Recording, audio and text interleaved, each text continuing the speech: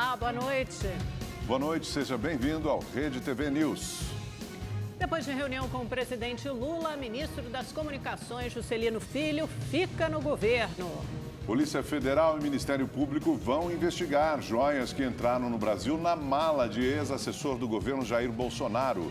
E você vai ver também. Em São Paulo, o presidente da Câmara dos Deputados, Arthur Lira, manda recado ao governo e diz que Lula ainda não tem base sólida no Congresso. Segundo caso em 2 dias, adolescentes são atacados por tubarão na Praia de Piedade, no Grande Recife. Em dia de Vasco e Flamengo, torcedores esquecem o futebol, entram em confronto, causam destruição e selvageria pelo Rio de Janeiro. Um torcedor morre. Essas e outras notícias você acompanha aqui no Rede TV News. Começou hoje na cidade de São Paulo a aplicação da vacina bivalente contra a Covid-19 em idosos acima de 60 anos. Segundo a Secretaria de Saúde do Estado, mais de 715 mil pessoas já receberam a dose desde o início da imunização na última semana. Só nesta segunda-feira foram mais de 280 mil pessoas vacinadas na capital paulista. A dona Neuza preferiu não perder tempo e logo que abriu o posto de vacinação, garantiu mais uma dose de saúde. Porque eu acho importante, né? Já cumprir esse compromisso de vacinação e já, se puder fazer no primeiro dia, é melhor, né? A Eliana é outro bom exemplo. O cartão de vacinação dela está completinho. Tomei todas. Eu acho que é uma obrigação de todos tomar todas as vacinas. E é uma chance da gente se prevenir contra tudo. Aqui na capital paulista, a partir de hoje, podem tomar a vacina bivalente contra a Covid-19 idosos acima de 60 anos, pessoas acima de 12 anos com imunossupressão, indígenas, quilombolas e idosos e funcionários de instituições de longa permanência. Segundo a Secretaria Municipal da Saúde de São Paulo, para essa nova fase foram recebidas mais de 530 mil doses da vacina bivalente. No Brasil, mais de 1 milhão de pessoas já tomaram o imunizante. A diferença dessa vacina para as anteriores é que ela imuniza não só contra a cepa original do coronavírus, mas também contra subvariantes da Ômicron. Para receber a vacina bivalente é necessário ter tomado a dose única ou as 2 doses iniciais do imunizante contra a Covid e a última dose ter sido há no mínimo 4 meses. Eu sou penta, são 5 doses, né?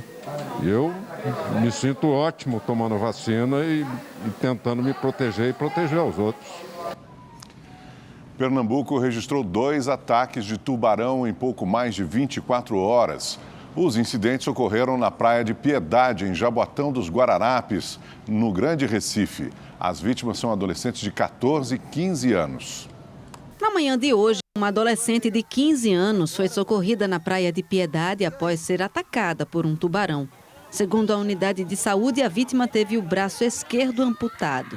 Ela segue internada no Hospital da Restauração, no Recife. O mar está muito cheio, né?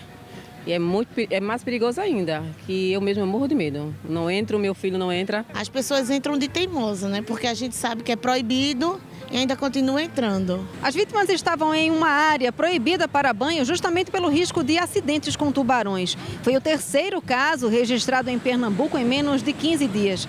Desde 1992, quando os incidentes com tubarões passaram a ser monitorados, houve 77 ocorrências do tipo. 16 delas aqui nesse trecho da Praia de Piedade. É que de 2 a 3 metros da faixa de areia existe um canal que passa ali e um canal que dá acesso a esses animais de mais ou menos em torno de uma profundidade de 6 metros a 6 metros e meio, fazendo com que esse animal ele gere o seu ecossistema ali, fazendo a alimentação de peixes. É muito importante saber que nessa mesma região da área de Piedade, nós temos um comércio muito atuante e principalmente em finais de semanas e feriados. Ou seja, as pessoas elas acabam também descartando lixo, material orgânico, latinhas de alumínio e outros tipos de utensílios que chamam a atenção desse animal. Na manhã desse domingo, um adolescente de 14 anos foi mordido por um tubarão na coxa direita. O jovem foi levado de helicóptero até o Hospital da Restauração. A unidade de saúde confirmou que ele teve a perna amputada e continua internado em estado grave, mas estável. ainda não há previsão de alta. Desde julho de 2021, essa orla de Piedade, ela está interditada justamente para que as pessoas elas não se acidentem. Mais uma vez, nós percebemos o caso de negligência das pessoas em não respeitar, principalmente, a fiscalização das autoridades competentes quanto ao assunto. Foi enterrado hoje em Mogi das Cruzes, na região metropolitana de São Paulo, o corpo do serial killer Pedro Rodrigues Filho, conhecido como Pedrinho Matador. Em liberdade desde 2018, o réu confesso foi assassinado ontem. Se eu não matasse ninguém, eu ficava doente. Dos 68 anos que tinha, 42 passou na cadeia por 71 homicídios. Mas ele afirmava ter matado mais de 100. O primeiro assassinato foi cometido quando tinha 13 anos. Empurrou um primo no moedor de cana. Matou também o pai por ter assassinado a mãe quando os dois estavam presos. Dei 21 facadas nele. Por que 21? 21, não, dei 22, porque 21 ele deu na minha mãe. Aí eu dei mais uma a mais, porque eu falei que ia comer o coração dele. Comeu? Em uma entrevista exclusiva que concedeu ao repórter Ed Polo no Rede TV News, Pedrinho disse que só matava quem era ruim. Antigamente era glória para ver fazer isso. Eu pegar a cabeça, cortar, sair com ela assim, andando. Dava risada ainda, passava a faca de sangue na boca. É uma banalidade para ele matar. Matar é como se fosse, enfim, ir ao cinema, fumar um cigarro, comer um prato. Segundo a polícia, Pedrinho estava sentado na calçada, na frente da casa da sobrinha em Mogi das Cruzes, quando um carro com 3 suspeitos estacionou. Eles usavam máscara do personagem Coringa e um deles atirou contra a vítima. Depois de cair no chão, Pedrinho Matador foi degolado com uma faca de cozinha. Os 3 fugiram. A psicanalista que escreveu a biografia de Pedrinho era uma das pessoas que estavam no Instituto Médico Legal para a liberação do corpo do matador. Ele morou os últimos 18 meses na minha clínica. Eu comecei como terapeuta dele, aí me tornei escritora, depois empresária, filha, irmã. E ele era também meu melhor amigo. Uma convivência que nunca ninguém teve. E o livro que eu lancei chama Serial Killer, interrogação, Eu Não Sou um Monstro, uma biografia de Pedrinho Matador. Questionada se Pedrinho sofria ameaças, a psicanalista diz que ele nunca falou sobre isso. Tinha muita coisa que ele não me falava, porque ele dizia que era para me proteger. Que ele me tratava como filha dele. Ele dizia que eu era como filha dele. E ele era como um pai para mim também. Aí eu rezava para alguém matar ele, mas nunca ninguém matava. Foi enterrado hoje no Rio de Janeiro o corpo do jovem atingido por um tiro de fuzil durante o fim de semana. As armas dos policiais envolvidos na ação foram apreendidas. Alex Souza Araújo dos Santos tinha 19 anos. Cursava o último ano do ensino médio e sonhava em ser jogador de futebol profissional. No time da comunidade ele se destacava. Era um rapaz que dentro de campo só vivia feliz, alegre. Era um rapaz que era tímido, mas dentro de campo a vida dele era aquilo. Era um rapaz que mesmo na comunidade queria achar o Alex, era no campo. Era um rapaz que sempre estava ali, envolvido com futebol, com esportes. O sonho de Alex foi interrompido por uma bala de fuzil. O jovem foi atingido nas costas na comunidade da Kelsons, na zona norte do Rio. Testemunhas disseram que ele saía de um beco quando se assustou com os policiais e teria sido perseguido por um PM que atirou. Já a polícia militar informou que os agentes foram atacados por criminosos armados e que houve um confronto na comunidade. Eu queria ver se esse policial que atirou aí, se ele teria coragem de sentar comigo cara a cara e falar que ele atirou num cara que estava armado e que tentou efetuar disparo nele. Depois da morte de Alex, moradores fizeram um protesto. Durante a manifestação, um grupo colocou fogo em uma unidade policial. A Delegacia de Homicídios da capital já ouviu os policiais envolvidos na ação e as armas usadas foram apreendidas.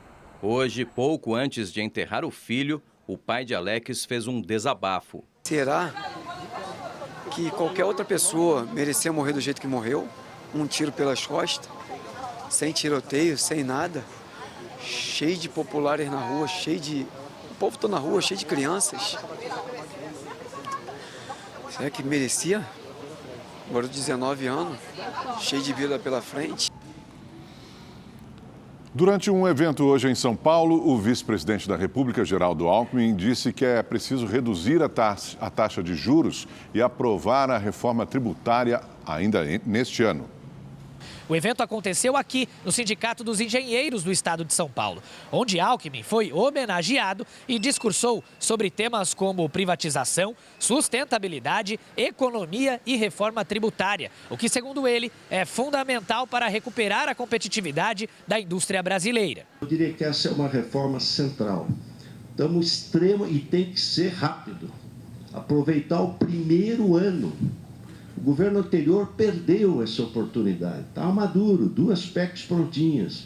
Alckmin também afirmou que é preciso evitar que a inflação siga acima da meta estabelecida pelo governo federal.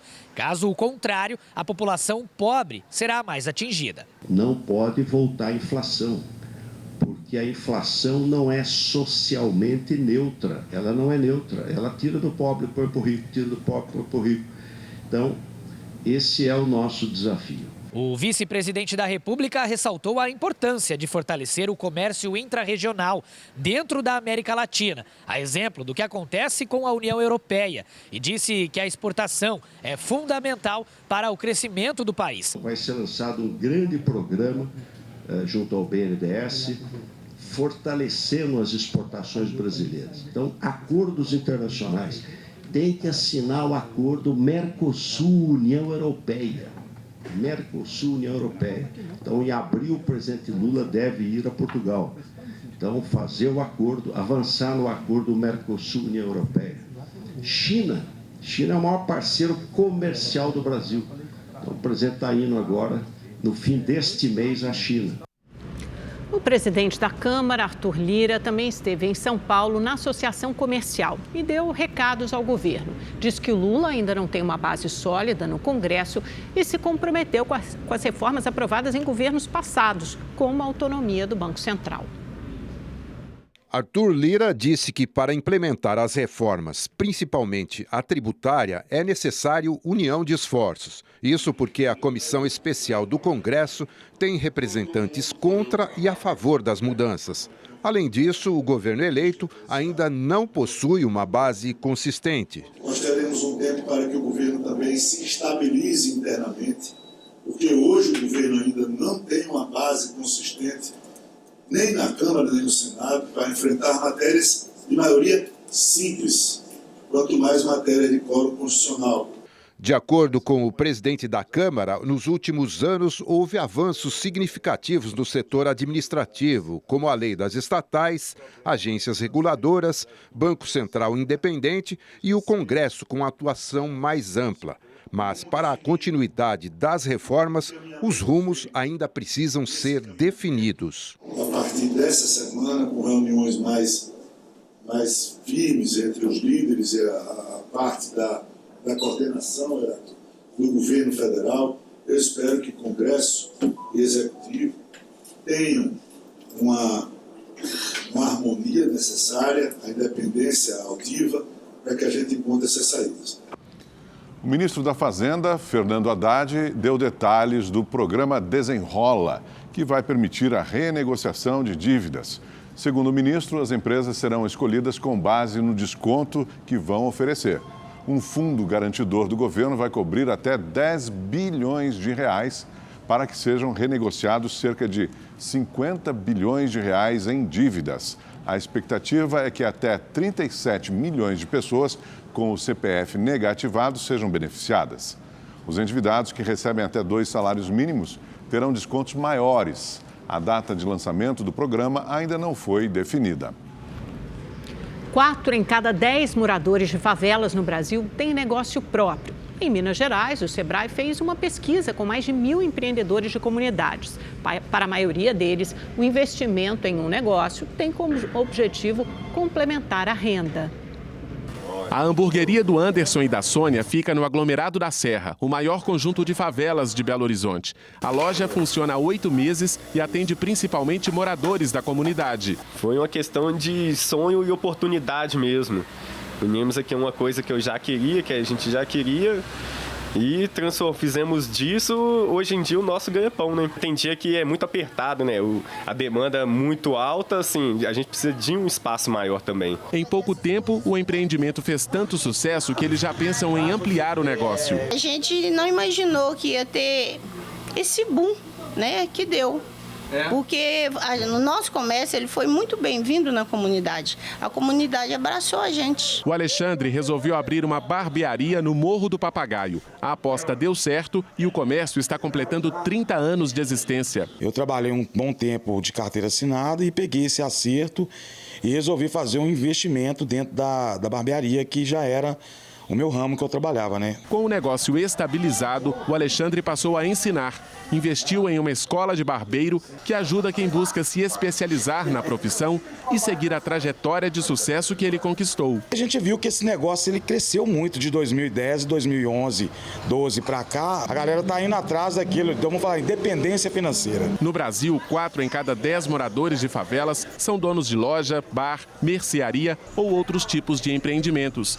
Um estudo do Sebrae de Minas Gerais mostra quais as características dos empreendedores e de seus negócios. O objetivo dela, a partir dessa tomada de decisão, é fazer com que o Sebrae consiga desenvolver a economia local, aumentar a geração de emprego, de renda e promover realmente o empreendedorismo para essas pessoas que, por muitas das vezes, empreendem por necessidade. Segundo a pesquisa, 87% dos empreendedores dessas comunidades são de baixa renda. Mais de 70% são negros e quase 60% cursaram até o ensino fundamental.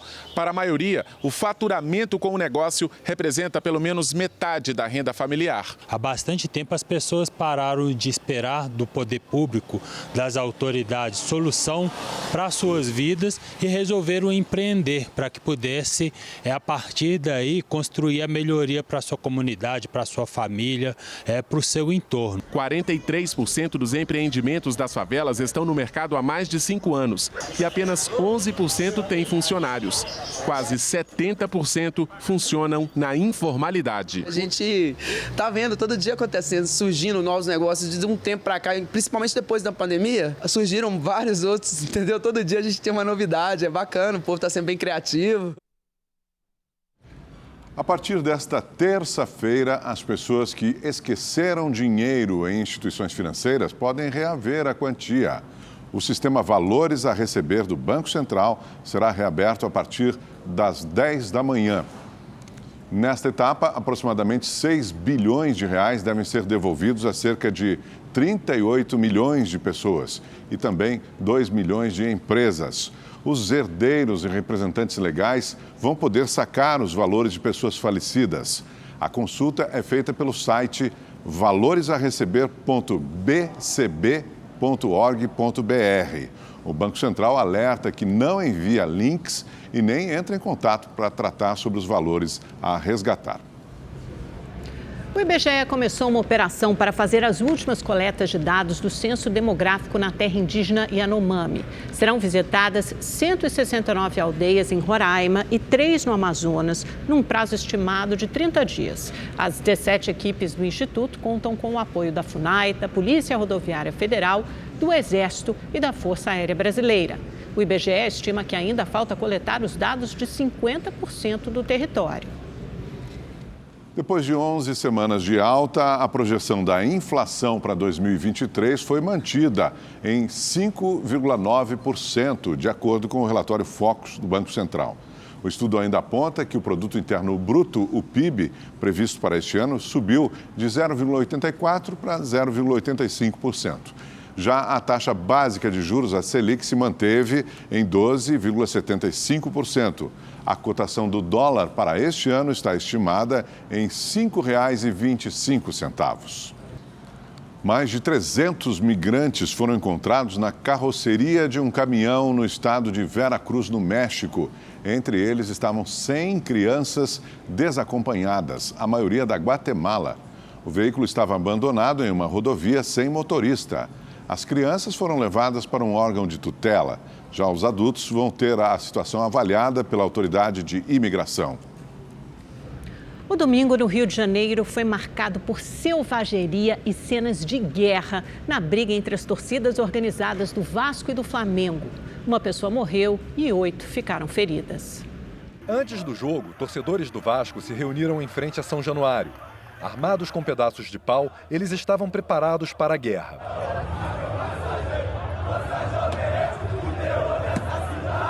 O mesmo clima tomou conta de torcedores do Flamengo, que também foram flagrados com os pedaços de madeira.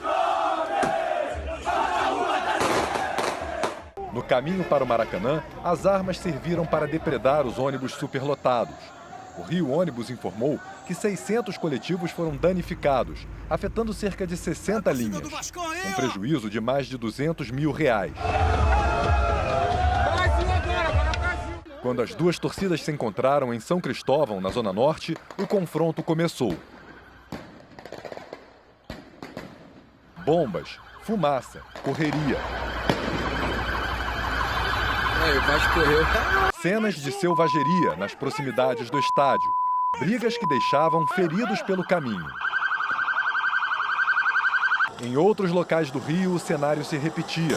Mesmo caído no chão, este torcedor levou um tapa na cara.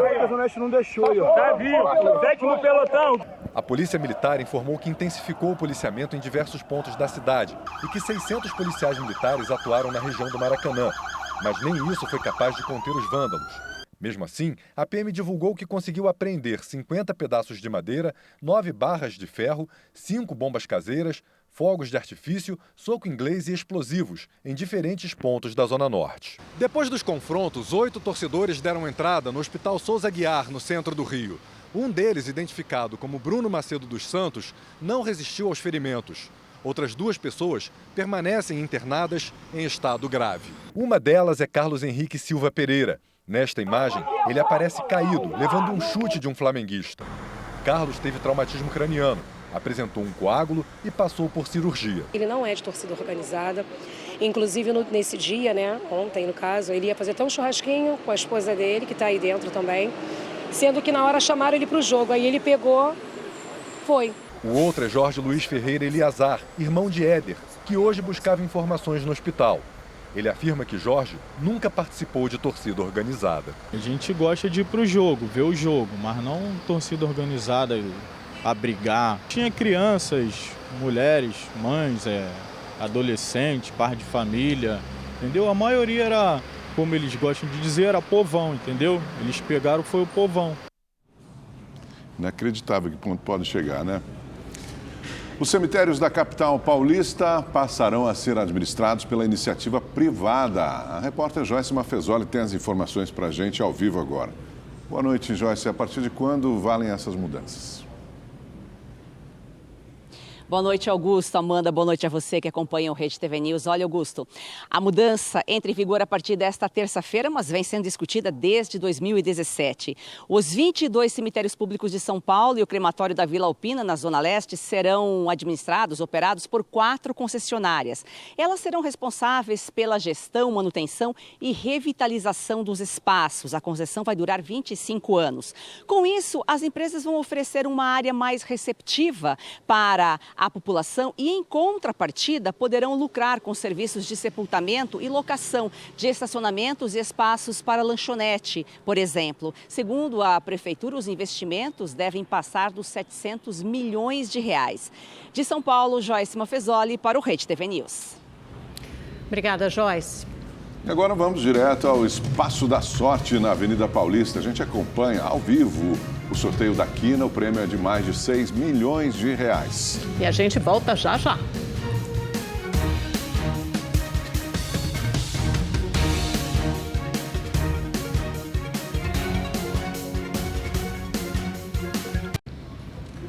O presidente Lula se reuniu com o ministro das Comunicações, Juscelino Filho, hoje. O político estava sob intensa pressão, após uma série de reportagens apontar que ele usou o avião da FAB e recebeu diárias para vir a São Paulo participar de um evento de cavalos de raça. A repórter Bessi Cavalcante está no Palácio do Planalto e tem mais informações sobre esse assunto hoje para a gente, né?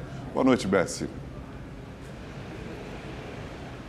Boa noite, Augusto, Amanda e a todos que nos acompanham. Essa reunião do ministro das Comunicações, Juscelino Filho, com o presidente Lula aconteceu aqui no Palácio do Planalto. O ministro saiu sem falar com a imprensa, mas pelo Twitter caracterizou a reunião como positiva e disse que foi possível esclarecer o que chamou de acusações infundadas contra ele. Pouco antes dessa reunião, o ministro divulgou em redes sociais um vídeo em que esclarecia, negava o uso indevido de bens públicos e o recebimento de diárias. O ministro argumentou que um erro do sistema estendeu o pagamento dessas diárias para dias em que não havia agenda oficial, mas que ele havia devolvido o dinheiro e apresentou recibos. Juscelino também negou o uso do avião oficial da Força Aérea Brasileira para ir até São Paulo para um leilão de cavalos. O ministro disse que foi para uma agenda oficial. Vamos ver o que ele disse. Ficam me acusando de ter ido para lá para participar de um evento de cavalos. Isso não é verdade. Eu fui para participar de reuniões com a diretoria da operadora Claro, com as gerências regionais da Telebrás e da Anatel, além da montadora BYD. E eu fui sim de voo oficial da FAB porque estava indo para uma agenda oficial.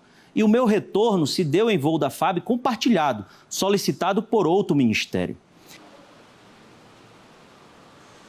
O ministro negou ainda que tenha omitido a posse de cavalos de raça à Justiça Eleitoral. Ele disse que todos os seus bens são declarados à Receita Federal e que a Justiça Eleitoral aprovou a sua prestação de contas. Ainda sobre ter usado verbas do orçamento secreto para asfaltar uma estrada que passava perto de uma propriedade da família no Maranhão, o ministro disse que o uso das verbas do orçamento é legítimo e que os projetos de emendas não foram para beneficiar as fazendas, mas sim povoados no interior do estado. Por enquanto, a assessoria da Presidência da República ainda não se pronunciou sobre como o presidente Lula recebeu essas explicações, mas há a expectativa de que a Comissão de Ética da Presidência da República, na próxima sessão, venha a analisar a situação do ministro das Comunicações, Juscelino Filho. Essa reunião está agendada para o dia 28 de março. Augusto, Amanda. Obrigada, Bessi. E o Ministério da Justiça acionou a Polícia Federal para apurar se houve crime no caso daquelas joias não declaradas apreendidas com o assessor do ex-ministro de Minas e Energia do governo Bolsonaro em 2021. A Receita Federal também deve investigar se houve irregularidades na entrada de outra caixa com presentes. Em um documento assinado por um assessor do então ministro de Minas e Energia, Bento Albuquerque, consta que a pasta apresentou à Coordenação de Patrimônio Histórico do Planalto uma caixa com relógio, anel, abotoaduras, caneta e um tipo de terço. Segundo a reportagem do jornal O Estado de São Paulo, seria um presente do governo da Arábia Saudita com outro conjunto de joias. A Receita destacou que esse outro pacote só pode ter entrado no país com outro viajante.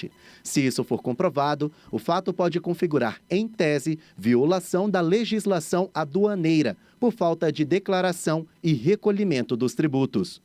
Quando eu divido bagagens entre pessoas, por exemplo, de uma comitiva, aí eu já estou cometendo um ilícito, tá certo? É o ilícito de disfarçar bagagens que em tese seriam pessoais, né, ou de tentar passar bagagens que seriam pessoais como se fossem de outras pessoas. Pela lei, antes de entrar no Brasil, quem trouxer objetos com valor superior a $1.000 deve declarar e pagar uma taxa referente à metade do valor do bem.